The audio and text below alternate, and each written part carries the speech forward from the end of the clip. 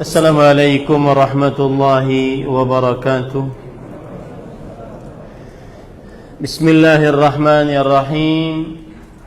إن الحمد لله نحمده ونستعينه ونستغفره ونعوذ بالله من شرور أنفسنا وسيئات أعمالنا.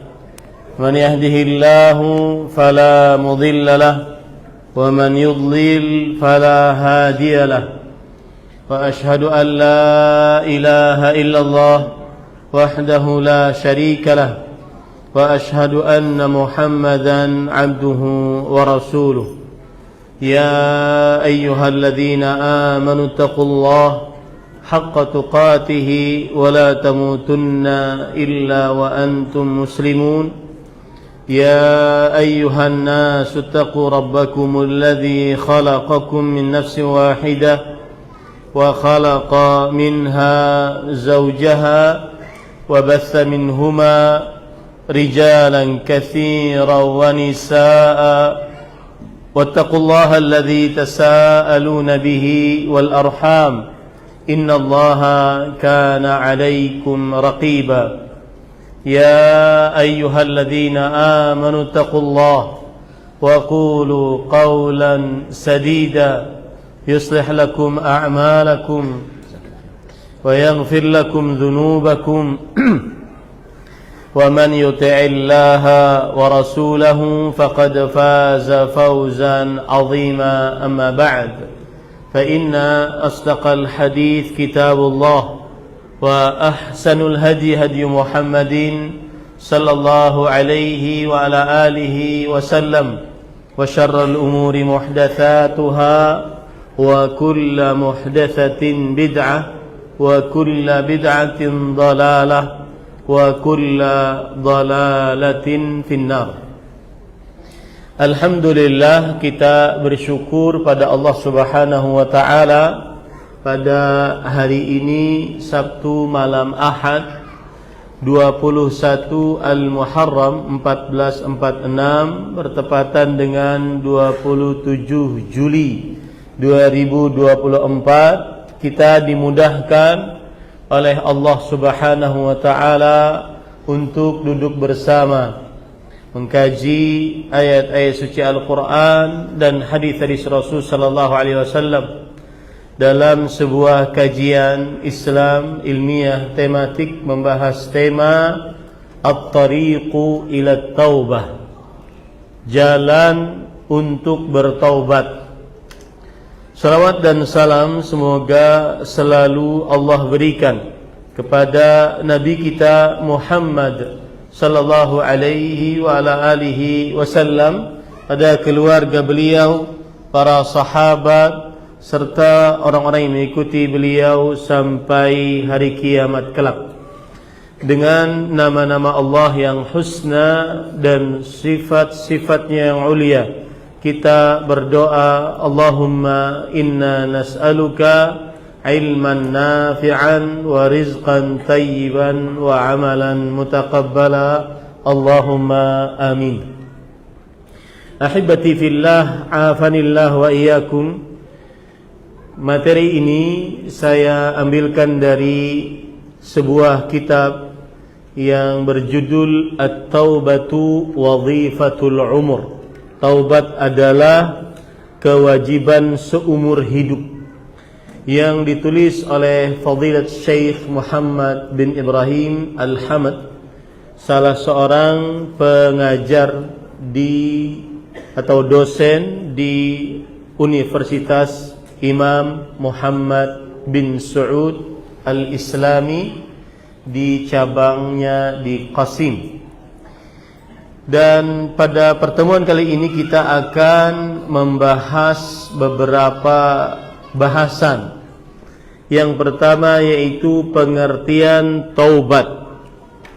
Kemudian yang kedua adalah cara untuk bertaubat. Kemudian yang ketiga, kesalahan-kesalahan di dalam bertaubat. Yang keempat, adalah permasalahan-permasalahan seputar bertaubat, dan yang terakhir yang kelima, keutamaan dan keistimewaan taubat. Ahibati fillah, afanillah wa iyyakum. Yang pertama yaitu pengertian bertaubat.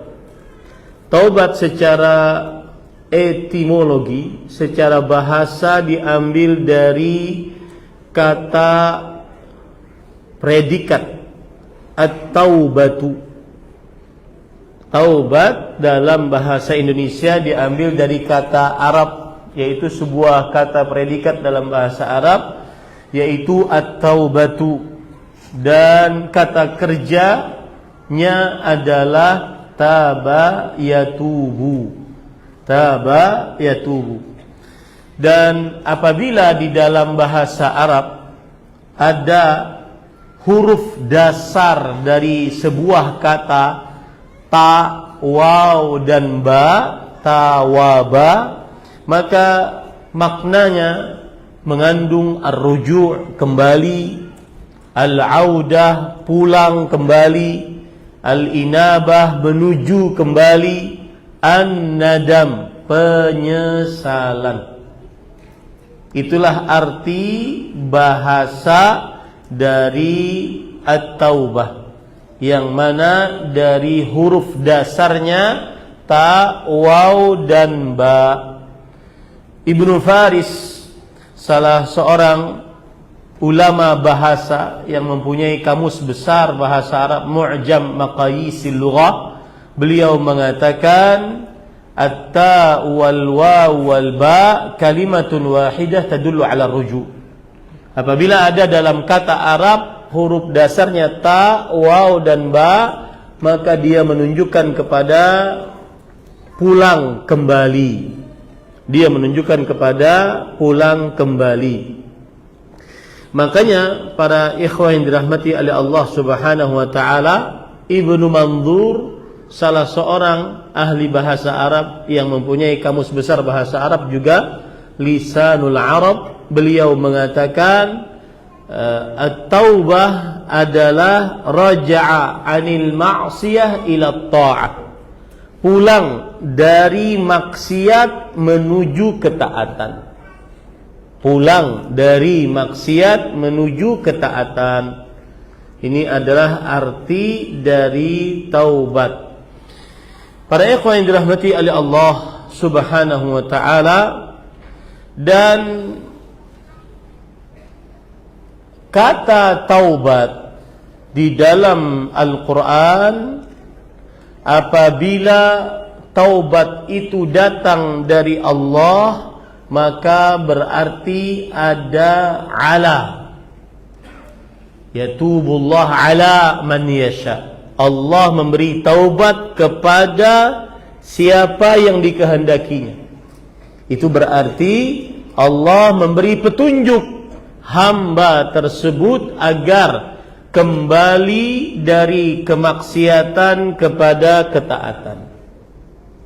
Jadi kalau seandainya taubatnya datang dari Allah kepada hamba, maka biasanya di dalam Al-Quran atau hadis Rasul sallallahu alaihi wasallam, maka pakai ala, yatubullah ala man yasha. Allah memberi taubat atas yang dikehendakinya. Artinya apa?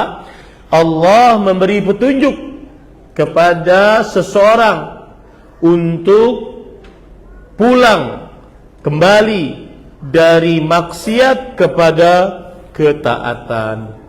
Tetapi apabila taubat itu dilakukan oleh seorang hamba kepada Allah, maka biasanya dalam bahasa Al-Quran memakai kata ila setelahnya. Seperti misalkan, afala yatubuna ilallah. Apakah mereka tidak bertaubat kepada Allah Subhanahu wa ta'ala? Ila. Jadi kalau dari orang hamba, bahasa Arabnya pakai ila.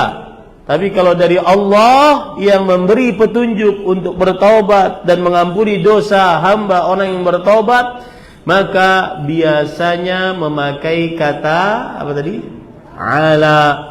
Ya, biasanya memakai kata ala. Seperti misalkan di dalam surat Al-Baqarah ayat 160, faulaika atubu alaihim wa ana tawwabur rahim. Merekalah yang aku beri taubat atas mereka. Itu berarti taubatnya datang dari Allah. Apa maksudnya taubat datang dari Allah? Allah memberi petunjuk kepada hamba tersebut agar bertaubat dan mengampuni dosa hamba yang bertaubat. Surah Al-Baqarah ayat 160. Adapun kalau seandainya taubat itu datang dari hamba, maka memakai kata apa tadi? Ila. Memakai kata ila. Contoh misalkan Allah Subhanahu wa taala berfirman dalam surah Al-Furqan ayat 75. Allah berfirman, "Wa man taba wa 'amila salihan fa innahu yatubu ilallahi mataba." Yang artinya, siapa orang yang bertobat dan beramal saleh, maka berarti dia bertobat kepada Allah. Berarti dia kembali dari maksiat kepada ketaatan, dan Allah Subhanahu wa taala dan hamba tersebut benar-benar bertobat kepada Allah Subhanahu wa taala. Begitu juga di dalam ayat Al-Qur'an dalam surat At-Talaq misalkan. Allah Subhanahu wa taala berfirman, "Tubu" apa? Siapa yang ingat? Ilallah. Yang artinya bertaubatlah kalian kepada Allah. Bukan surah At-Talaq, At-Tahrim ayat 8. Ya ayyuhalladzina amanu tubu ilallahi taubatan nasuha. Wahai orang beriman, bertaubatlah kepada Allah taubatan nasuha. Jadi sekarang sudah paham ya? Ada taubat yang datang dari Allah. Itu berarti Allah memberi petunjuk kepada hamba tersebut untuk bertaubat dan mengampuni dosanya. Ada taubat yang datang dari hamba. Itu berarti dia kembali dari maksiat kepada ketaatan. Dan kalau datang dari Allah pakai ala, kalau datang dari hamba pakai ila. Dan itulah kayanya bahasa Arab. Makanya dia pantas dijadikan sebagai bahasa agama Islam. Ya. Taib, para ikhwan yang dirahmati oleh Allah Subhanahu wa taala. Adapun arti taubat secara terminologi syariat. Nah, ini saya akan bacakan beberapa arti taubat secara terminologi syariat yang disebutkan oleh para ulama rahimahumullahu taala. Ya, yang disebutkan oleh para ulama rahimahumullahu taala. Para ikhwan yang dirahmati oleh Allah Subhanahu wa taala, arti taubat secara istilah syariat adalah mengandung beberapa unsur. Mengandung beberapa unsur. Yang pertama, al-iqla' 'anidz dzamb. Melepaskan diri dari dosa yang sedang dia kerjakan. Yang kedua, menyesal atas dosa yang telah lalu. Menyesal atas dosa yang telah lalu. Apabila ada orang mengaku bertaubat, tetapi kemudian dia tidak melepaskan dosa, maka tidak dinyatakan bertaubat. Dan melepaskan dosa harus benar-benar dilepaskan. Karena sebenarnya maksiat itu kan cuma meninggalkan. Makanya para ulama mengatakan bahwa fi'lut ta'ah a'zamu min tarkil ma'siyah. Mengerjakan ketaatan lebih agung daripada meninggalkan kemaksiatan. Karena mengerjakan ketaatan memerlukan effort, usaha. harus bangun malam, harus memutus tidur, harus sholat dalam keadaan mungkin agak ngantuk, harus baca Quran, harus bersedekah, harus bakti orang tua, dan seterusnya. Dia perlu usaha. Tapi untuk meninggalkan maksiat, sekedar meninggalkan. Meninggalkan maksiat, sekedar meninggalkan. Maka tidak dinamakan taubat kalau tidak meninggalkan dosanya. Dan meninggalkan dosanya harus seluruhnya. Harus seluruhnya. Saya beri contoh misalkan. Seorang yang melakukan kesyirikan dengan cara percaya kepada jimat, dukun, tukang sihir, tukang ramal, maka dia kalau ingin bertobat, dia meninggalkan dosa itu. Jangan sampai dia percaya lagi kepada jimat, tukang sihir, dukun, dan juga tukang ramal. Ya, dia harus meninggalkan itu seluruhnya. Contoh yang lain lagi, dia bertobat dari melakukan perbuatan bid'ah, maka harus seluruh bid'ah dia tinggalkan. Karena namanya bertobat adalah meninggalkan seluruh dosanya yang pernah dia lakukan. Itu namanya bertobat. Contoh yang lain lagi, meninggalkan seorang perempuan yang sudah baligh tidak memakai jilbab, lalu dia tinggalkan dosa itu. Dia akhirnya berjilbab jika di hadapan laki-laki yang bukan mahramnya. Jangan dia buka tutup. Itu namanya tidak bertaubat. Kalau seandainya kadang buka, kadang pakai, maka ini namanya tidak bertaubat. Karena syarat pertama dari taubat adalah al-iqla' 'anidz dzamb, melepaskan diri dari dosa. Contoh yang lain lagi, orang bekerja di instansi ribawi. Dia ngaku sudah bertobat, tetapi masih bekerja di situ. Ada orang pernah mengatakan kepada saya, Ustaz, saya sudah bertobat dari riba. Saya sudah keluar dari instansi ribawi yang saya bekerja di situ. Tapi tahun depan, Ustaz. Ini belum bertobat. Kenapa? Karena dia masih mengerjakan. Lalu saya tanya, kenapa tahun depan? Karena cicilan masih banyak, Ustaz. Nah, ini belum bertobat. Ini belum bertobat. Makanya tidak dapat dikatakan taubat kalau ada pernyataan taubat itu pelan-pelan. Enggak ada. Bertobat dari perbuatan zina yang asalnya dia melakukan zinanya sebulan 3 kali. Sekarang saya sudah bertobat, Ustaz. Sekarang cuma 2 kali sebulan.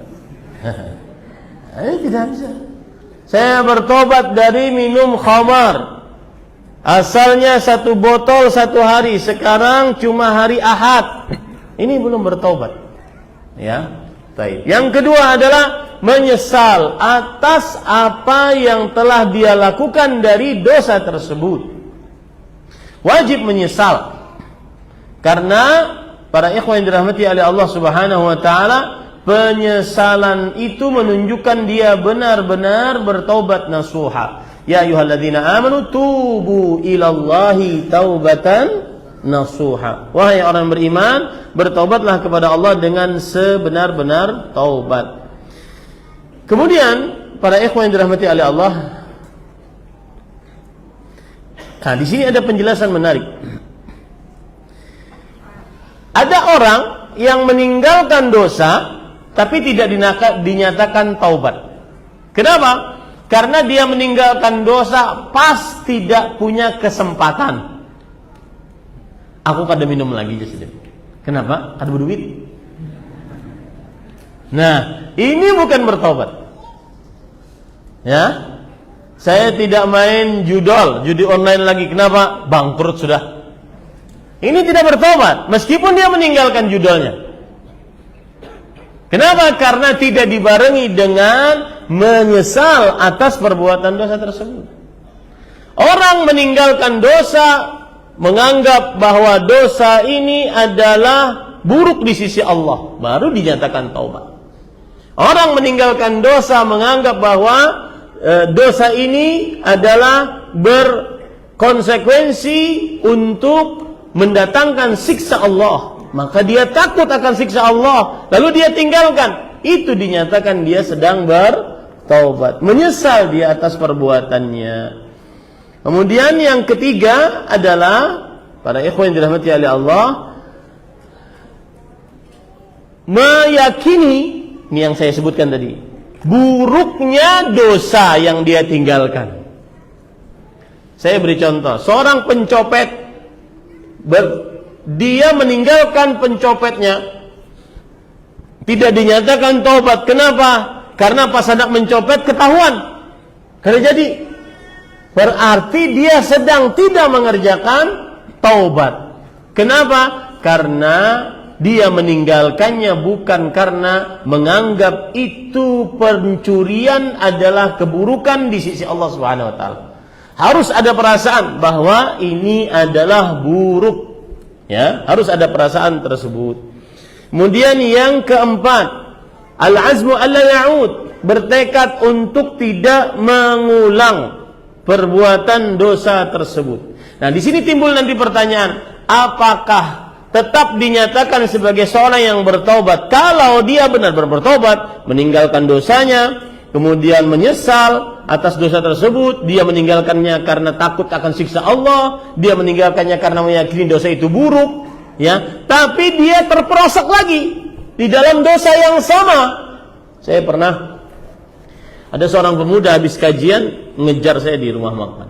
Ustaz, katanya, yang Ustaz saya sampaikan susah. Tangis dia. Saya pecandu film yang diharamkan. Asalnya saya punya 1 GB dalam harddisk saya. Setelah dengar ceramah Ustaz, saya hapus. 2 pekan kemudian saya download 20 GB film yang diharamkan. Maka bagaimana Ustaz? Susah itu.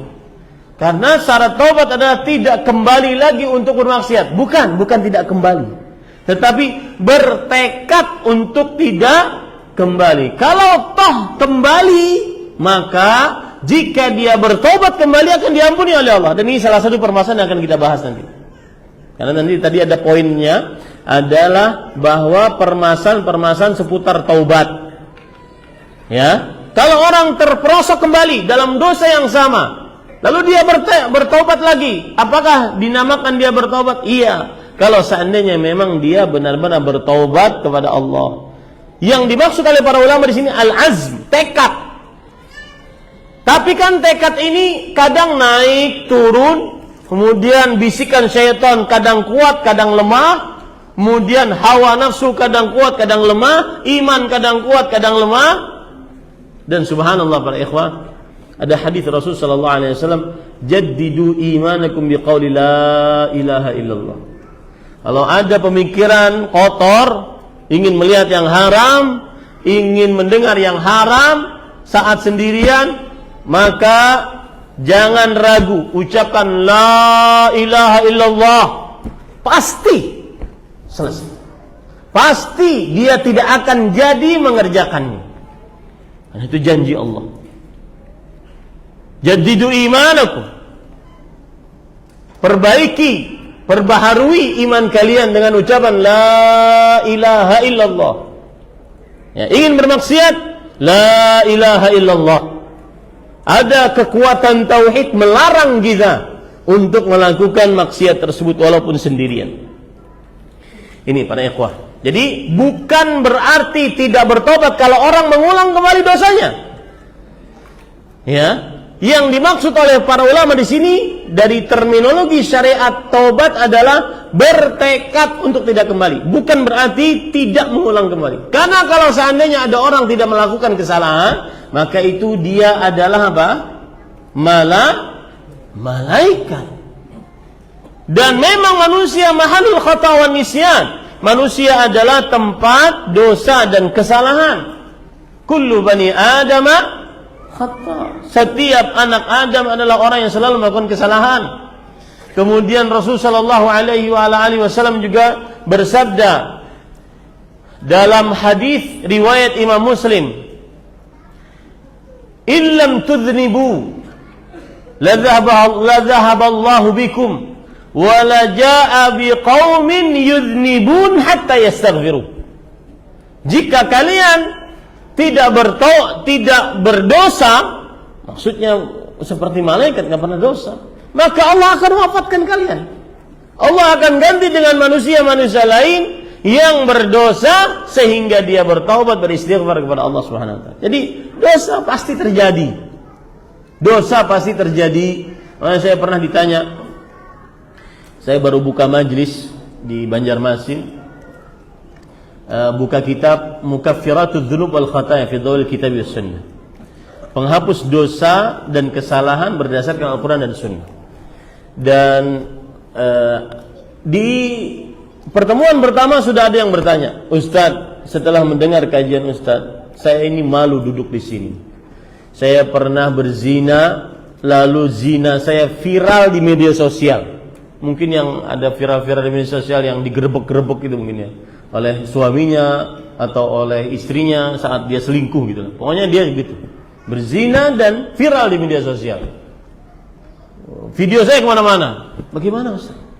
Maka ya akhi, saya katakan, wahai saudaraku, bertobatlah. Bedanya saya dengan kamu adalah kamu diviralkan di dunia dengan hikmah Allah, sedangkan ini yang hadir belum diketahui oleh orang.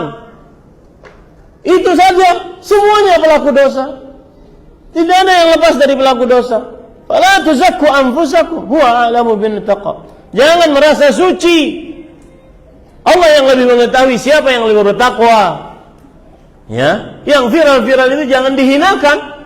Itu mungkin cara Allah agar dia bertobat kepada Allah Subhanahu wa taala. Berapa banyak orang yang ketahuan dosanya akhirnya menjadi a'badun nas, manusia yang paling beribadah kepada Allah.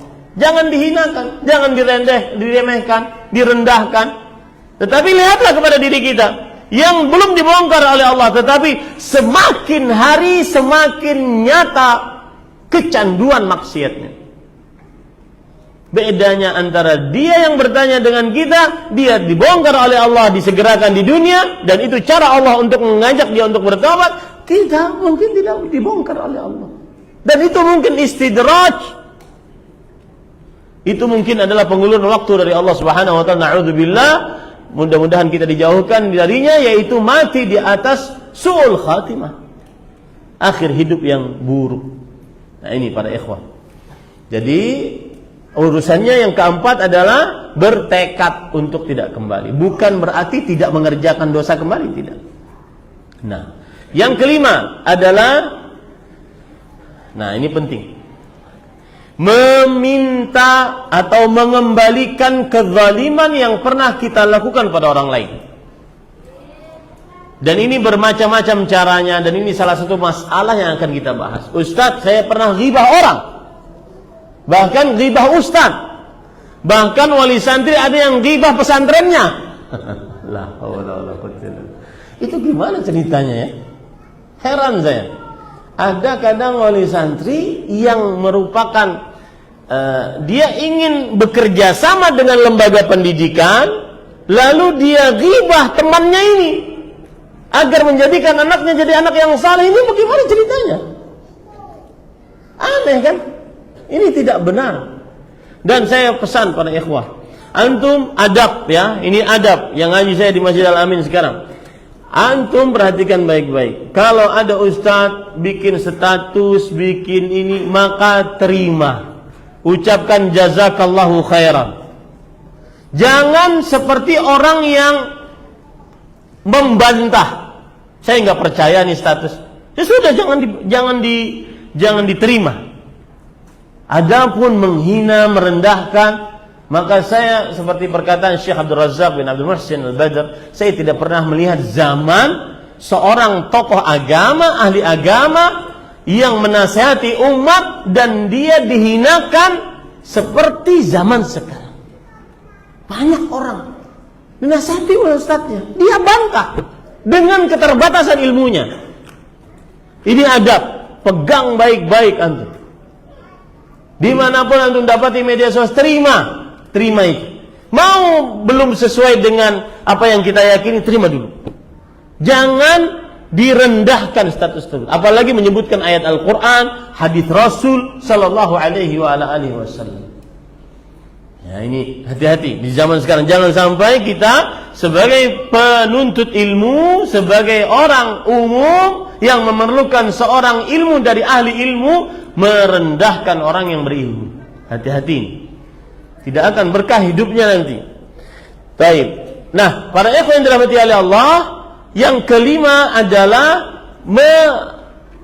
memperbaiki kezaliman yang pernah kita lakukan terhadap orang lain. Caranya bagaimana? Kalau barang yang dicuri, maka wajib dikembalikan. Wajib dikembalikan. Kalau ghibah, dan ini termasuk permasalahan yang akan kita bahas. Kalau ghibah bagaimana? Khilaf di antara para ulama, atau disebut juga bermacam-macam cara yang disebutkan oleh para ulama untuk bertobat dari ghibah. Ada yang mengatakan tidak perlu minta halal. Karena kalau minta halal malah orang yang dighibahi marah. Ustaz, saya kemarin ghibah antum, Ustaz. Begini-begini. Sepertinya antum nikah lagi, Ustaz. Oh, saja marah. Oh, akhirnya yang mau bertobat minta halal tadi malah tidak dapat kehalalan. Dan ini saya lebih condong kepada pendapat ini yang menyampaikan adalah Fadilat Syekh Profesor Dr. Sa'ad Al-Khathlan, salah seorang ulama besar di Arab Saudi, salah seorang anggota majelis ulama besar di Arab Saudi. Beliau mengatakan daripada orang yang ingin minta halal tersebut dia malah disalah-salahkan, tidak dapat halalnya, maka caranya yang paling bagus adalah di mana kamu menghibahnya dengan keburukan, di situ pula kamu menyebutkan kebaikan orang tersebut.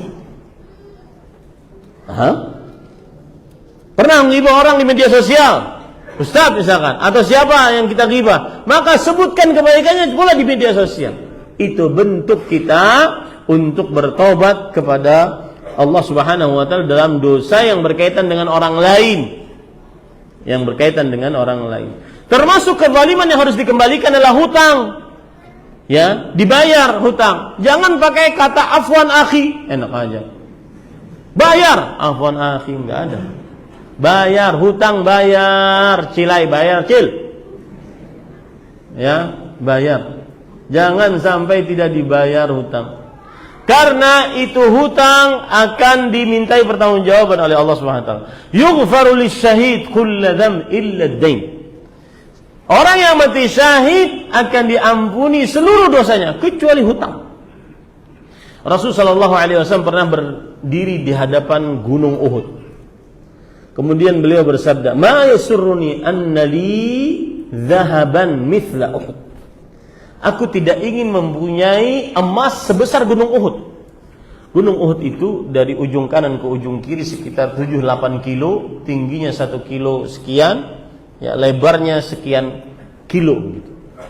Pokoknya beratnya sekitar 18,5 ton miliar beratnya.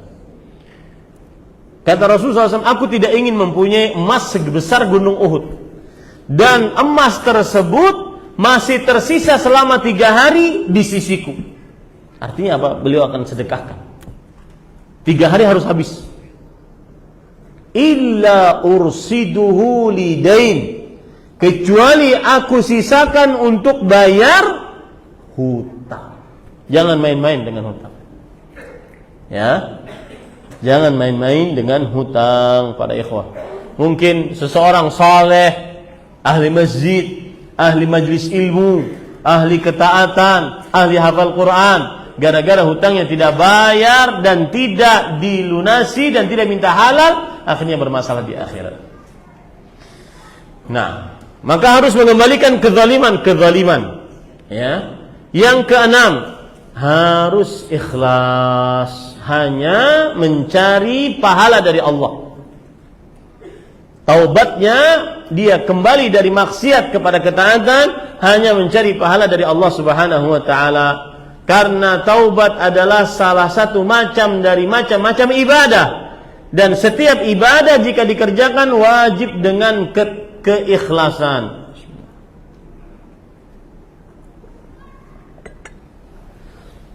Apa itu ikhlas? Ikhlas artinya adalah, banyak artinya disebutkan oleh para ulama. Di antara artinya istiwa'u a'malil abdi fil zahir wal batin. Samanya amalan hamba saat di hadapan orang banyak atau saat sendirian, sama.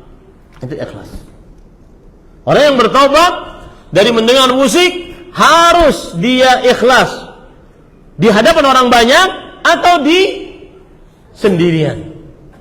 Orang yang bertobat dari melihat hal-hal yang diharamkan, maka sama keadaannya di hadapan orang banyak atau saat sendirian. Bahkan saat sendirian lebih lagi. Kenapa? Karena yang melihat bukan makhluk, akan tetapi Allah Subhanahu wa taala. Ya. Nah, harus ikhlas. Dan ikhlas maknanya sama antara lahir dan batin. Antara keadaan tersembunyi atau keadaan nampak di hadapan manusia. Makna ikhlas yang lain adalah alla tatluba ala amalik syahidan ghairallah wala mujazian siwa.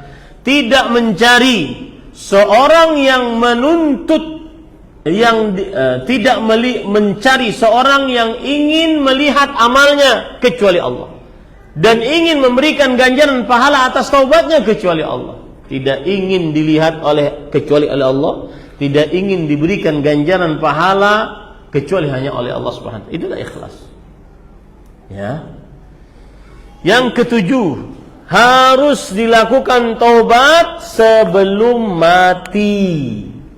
Sebelum nafas di tenggorokan. Karena kalau sudah nafas di tenggorokan, tidak akan diterima taubatnya. Sebagaimana hadis Rasul sallallahu alaihi wasallam riwayat Imam Ahmad, "Innallaha ta'ala yaqbalu taubatal 'abdi ma lam yugharghir."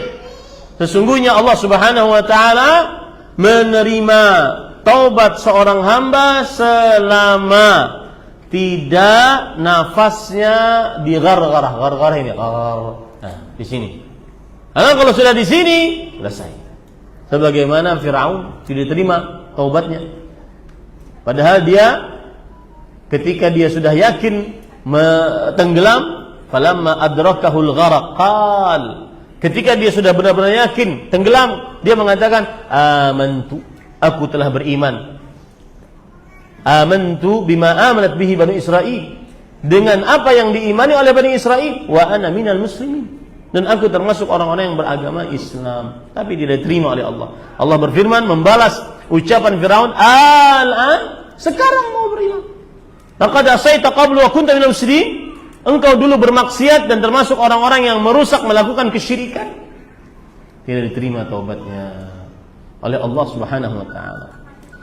Kemudian para ikhwan dirahmati Allah, yang kedelapan, yang terakhir adalah taubatnya harus sebelum kiamat, sebelum matahari terbit dari barat.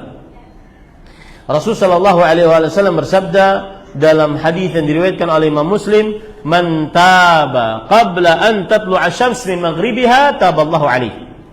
Siapa yang bertaubat sebelum matahari terbit dari baratnya, maka niscaya Allah akan menerima taubatnya. Nah, taib, para ikhwan dirahmati oleh Allah Subhanahu wa taala. Poin yang kedua, apa yang kita lakukan?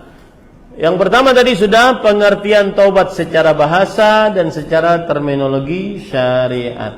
Sekarang at-tariqu ila taubah, jalan menuju taubat. Apa saja yang memudahkan seseorang untuk bertaubat kepada Allah Subhanahu wa taala? Apa saja yang memudahkan seseorang untuk bertaubat kepada Allah Subhanahu wa taala? Para ikhwan yang dirahmati oleh Allah Subhanahu wa taala, yang pertama, jalan untuk bertaubat yang memudahkan seseorang untuk bertaubat kepada Allah Subhanahu wa taala, yaitu perbaikilah qalbu. Ya, perbaikilah qalbunya dengan cara mengikhlaskan taubat kepada Allah. Benar-benar taubatnya dimulai dari hati, dari qalbunya. Ya, Benar-benar taubatnya dimulai dari kalbunya. Saya pernah ngobrol dengan seorang mantan artis laki-laki, artisah perempuan. Ya. Mantan artisah, kemudian beliau bilang, Ustaz, saya ingin ngobrol. Boleh Bu, asalkan dengan suami. Bawa suami lalu lu ngobrol. Dulu Ustaz, saya adalah artis advertising. Yang antum melihat di billboard di tengah jalan, ya perempuan-perempuan. Itu saya Ustaz. Beliau waktu itu pakai cadar, saya tidak lihat. Lalu saya hanya ingin cerita, mudah-mudahan cerita ini bermanfaat Ustaz. Saya diberi petunjuk oleh Allah, sepertinya ada dalam kalbu saya perasaan berat untuk melanjutkan pekerjaannya. Buka aurat, berdandan di hadapan laki-laki yang bukan mahram, bersafar tanpa mahram, memakai minyak wangi di hadapan laki-laki yang bukan mahram, bertabarruj di hadapan laki-laki yang bukan mahram. Dan itu semua dosa besar, dan itu semua dilaknat oleh Allah Subhanahu wa taala, dan itu semua adalah kemunafikan. Maka para ikhwah, kemudian akhirnya Allah memberi petunjuk kepada saya. Akhirnya saya mulai menutup diri. Mulai berpakaian jubah yang panjang, jilbab yang panjang, bahkan sampai bercadar, bahkan memakai sarung tangan. Cuma permasalahannya sekarang teman-teman saya mundur teratur satu-satu. Teman-teman yang biasanya kelabing malam, minum-minum, dugem, diskotik, dan teman-teman yang biasanya seperti itu, maka mundur satu-satu, menganggap saya ekstremis, teroris, kemudian intoleran dan seterusnya. Akhirnya karena tidak punya teman, akhirnya saya kembali ke habitatnya. Kemudian kembalilah ke habitat. Suatu malam kami kelabing malam lagi. Saat itu kemudian saat asik-asik dugem, maka teman saya jatuh di pangkuan saya, perempuan, dan meninggal saat itu. Saya menangis sejadi-jadinya. Bukan karena teman saya meninggal, karena saya tidak peduli ini orang meninggal atau tidak, karena ini sudah menyimpang sekali. Tapi saya menganggap saya ini adalah manusia paling bodoh. Kenapa saat diberikan hidayah pertama dibuang dan disia-siakan? Coba saat itu malaikat maut mencabut nyawa saya. Alangkah durhakanya saya kepada Allah Subhanahu wa taala. Nah, untuk permasalahan yang seperti ini, kenapa saya ceritakan itu? Untuk permasalahan seperti ini, agar tidak kembali, salah satu caranya adalah memperbaiki kalbu. Harus benar-benar taubatnya karena Allah Subhanahu wa taala. Ya, harus benar-benar taubatnya karena Allah Subhanahu wa taala. Coba perhatikan perkataan Syekhul Islam. Dia mengatakan, fa innal qalbu idza dzaqa ta'ma ibadatillah, jika telah merasakan lezatnya, manisnya beribadah kepada Allah, wal ikhlasalah, dan mengikhlaskan ibadah tersebut hanya untuk Allah, lam yakun indahu syai' qattu ahla min dzalik, dia tidak memiliki apapun yang lebih manis daripada ibadah yang sedang dia kerjakan. Ya, apapun. Saya beri contoh, misalkan saya punya kenalan juga gitaris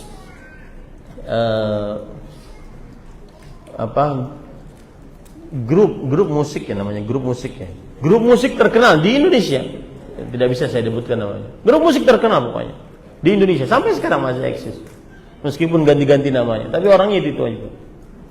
Maka beliau juga bercerita, Ustaz, terasa lezat saat meninggalkan gitar. Kenapa? Karena dia meninggalkannya karena Allah. Dia tidak takut untuk kehilangan pekerjaan, kehilangan penghasilan, dia tinggalkan karena Allah. Makanya Syekhul Islam mengatakan, wal ikhlasu lahu lam yakun indahu syai' qattu ahla min dzalik.